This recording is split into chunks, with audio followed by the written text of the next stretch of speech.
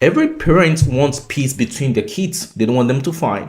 But sometimes jealousy and competition creep in into the family over attention and grades of other kids might make the parent love them more than others. And the Quran has given us a blueprint and perfect example of how to relate among our kids in the Quran is Surah Yusuf. And this is not just having to have sibling rivalry and make it a norm in the house. Islam teaches us how to handle jealousy because jealousy destroys the hearts and how we can exhibit patience in times of adversity and forgive those who have hurt us and have faith so that we can rebuild connection with people that have hurt us in the past. This is what I want to share with you today. My name is Imam Muhammad, and today I want to share with us how we can help our kids to withstand the situation of rivalry, jealousy, and how they can become more patient when calamity comes on them, and how they can forgive those who have offended them so life can move on. Today, a lot of families facing this crisis of jealousy, distrust, and dislike among siblings. Why? Jealousy destroys love. And the Quran has given us the blueprints of what we need to do. Starting from when something good happens to our fellow siblings or to our brothers, what do we need to do? And how do we handle the situation? I'm going to recite from Surah Yusuf. Allah mentioned, أعوذ بالله من الشيطان الرجيم نحن نقص عليك أحسن القصص بما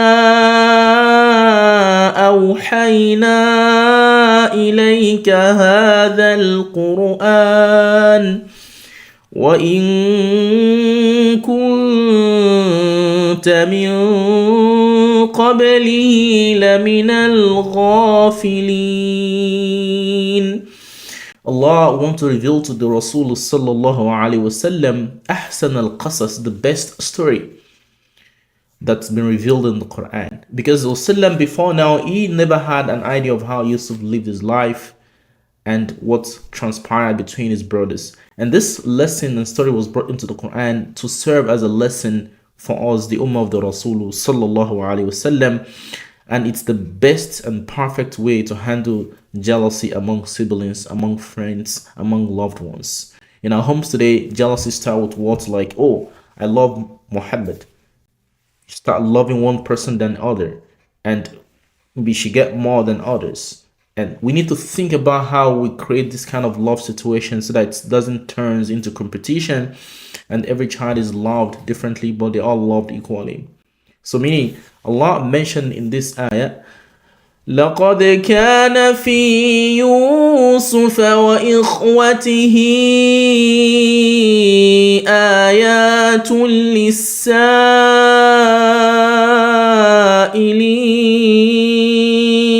Allah said, in the life of Yusuf and his brothers, a life that people will need to ask. Those who are mindful will ask an inquiry about what happened and transpired them. What happened? Which will take us to the next point of this discussion. They said, إِذْ قَالُوا لَيُوسُفُ وَأَخُوهُ أَحَبُّ إِلَىٰ أَبِينَا مِنَّا وَنَحْنُ عُصْبَةٌ إِنَّ أَبَانَا لَفِي ضَلَالٍ مُبِينٍ. The point one is jealousy destroys love. They were jealous of Yusuf alayhi salatu wasalam. Of course, they heard and overheard about his story of his dream. He mentioned to his dad about the 11 stars prostrating for him. And they become jealous. And his dad loved him so much. And they complained. They said, Yusuf and his brother, they are the most beloved to our father. And we are so much. We are nahnu usbah. We are much. We are not just one. We're not two. It's not just them. We are lots. So why is it that our dad loves Yusuf and his brother? And they said, Inna abana lafi dalalim mubin. Indeed, our dad is not doing the right thing. Our dad is wrong for favoring Yusuf and his brother over us. So what do we need to learn from this? Allah mentioned what happened to Yusuf. So they planned and plotted to kill Yusuf. They planned and plotted to get him out of the house. so they can see the love of their father. But unfortunately, they couldn't even find the love of their father when they acted wrongly and took Yusuf and dumped him in the well. So Yusuf was picked up by a caravan who took him to Egypt and was there as a slave. He was treated well. But what happened to Yaqub alayhi salatu salam when they brought the cloth of Yusuf stained in blood? وَجَاءُوا عَلَى قَمِيصِهِ بِدَمٍ كَذِبٍ قال بل سولت لكم أنفسكم أمرا فصبر جميل والله المستعان على ما تصفون. Number 2, what happened? And one of the biggest lessons we need to learn is that Yaqub alayhi salam, when the brothers of Yusuf, they came back. Of course, they threw Yusuf in the wall. They came with his clothes stained in blood, pretending that the wolf has eaten Yusuf. They presented this to Yaqub alayhi salam. They were crying, wailing. Yaqub knew. He said, بل سولت لكم أنفسكم أمرا. You've done something evil. You really know you've done something evil. Allah has let him know this is false. And what did he say? فَصَبَرٌ جَمِيلٌ. I will endure beautiful patience. That's what he said. These brothers and his own kids, they've hurt him that much. What did he do? He didn't lash and curse them at that time. He said, I will exhibit beautiful patience with Allah subhanahu wa ta'ala. والله المستعان على ما تصفون. He said, Allah is the only one whose help can be sought in this situation. He doesn't know what has happened. The brothers brought the cloth stained in blood. He was not sure. He knew something bad has happened, but he knew that it's not what they said. But what did he have to do? He said, I will exhibit beautiful patience, and I know Allah subhanahu wa ta'ala is the one that can help in this situation. What does this point of this ayah reflect on and taught us from Surah Yusuf? It taught us that your children, this is what you need to teach your children as well, even we as adults, that when you were treated with unfairness, when some people cheat on you, Islam does not want you to just be alone and not seek for your right, seek for what is meant for you, but you need to be patient. Because when you become patient and you make dua to Allah subhanahu wa ta'ala, Allah can take your right for you more than you can do for yourself. Meaning the patience that you have with Allah subhanahu wa ta'ala, the dua that you make to Allah subhanahu wa ta'ala is much stronger than the anger and the revenge that you want to take. So when someone hurts you, and this is something we need to teach to our kids, we need to teach them the stories of the Quran like this. When someone hurts you, when someone does something bad to you, the anger, the revenge that you want to take is not as good as you being patient and seek Allah's help. When someone hurts you, do not seek revenge right away. When someone hurts you, do not so be angry that it can cause more destruction than what they've actually done to you. So Yaqub alayhi salatu salam, he became patient and he asked Allah to help him. And this is what we can actually teach our kids. The third point from the Surah Yusuf I want us to learn today. When Yusuf now became a minister in Egypt, Allah has favored him and make his dream a reality. The brothers of Yusuf did not know Allah subhanahu wa ta'ala have actually make them fulfill the promise Allah has made to Yusuf. Because if they have not put him in the wall and the caravan have not taken him to Egypt, the dream Yusuf had will not have came to fruition, because he will still be in the place where they are not in Egypt. So where the event needs to happen is where Allah has taken Yusuf to. So meaning Allah has knowledge of everything that happens to us. So if He deny us something, He knows the reason why He does that. When He gives us something, He knows the reason why He gives us that. So this is the trust Allah wants us to build in Him. So the main thing is Yusuf alayhi salam now became the minister, and his brother came, there was drought, they need food. The letter came looking for him. The person that they threw in the wall thinking he's going to die there, they end up having to come looking for him. They didn't know he was the one, he was among them. They didn't know he was one of them. He's a minister. He's now in charge of distribution of food and resources. They came from their own long distance to get food from Yusuf. And later on, Yusuf later revealed to them, after a series of events has happened, What did Yusuf tell his brothers? He didn't yell at them and say, put them in prison, when they got even to know that this is Yusuf the minister, he has all the power. What did he say? They themselves, when they saw Yusuf becoming a minister, and they felt, wow, they said, لَقَدْ آثَرَكَ اللَّهُ عَلَيْنَا وَإِن كُنَّا لَخَاطِئِينَ. They said, Allah has preferred you over us.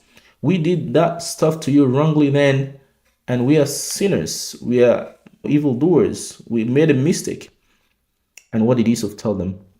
He said, لا تثريب عليكم اليوم يغفر الله لكم وهو أرحم الراحمين. He said, no blame upon you today. Subhanallah. We all heard of what they did to him. They threw him in the wall. They left him there. They plotted to kill him and later on threw him in the wall. And when he now became powerful, he has all the power to treat them badly, to put them in jail, to punish them. He said, no blame upon you today. Yusuf knew what has happened is from the plan of Allah subhanahu wa ta'ala. Allah made it happen to him. So he didn't seek revenge. Subhanallah. This is an amazing lesson we can teach our kids at home. So this is Surah Yusuf, ayah 92. Allah is revealing to us what Yusuf told his brother. لا تثريب عليكم اليوم. No blame upon you today. يغفر الله لكم. Allah will forgive you. I ask Allah to forgive you. وهو أرحم الراحمين. He is the most merciful and forgiving. Subhanallah. See the lesson Allah wants us to learn from this. From when they've treated him badly, they lied to his dad. The dad become patient. And what happened to Yusuf? When he knew them and saw them later on when he became a minister, he said, no blame on you. I forgive you today. Nothing is going to happen to you. This is what we need to teach our kids. We need to teach them not to seek revenge, to sought for peace, to sought for good. And because Allah subhanahu wa ta'ala's plan supersede everything. And let's us make our kids be like Yusuf alayhi salatu wasalam. And the last lesson I want us to learn from Surah Yusuf is that Allah's plan always wins. No matter what everyone planned for you, Allah's plan wins. That's why Yusuf said, إِنَّهُ مَنْ يَتَّقِ وَيَصْبِرْ فَإِنَّ اللَّهَ لَا يُضِيعُ أَجْرَ الْمُحْسِنِينَ.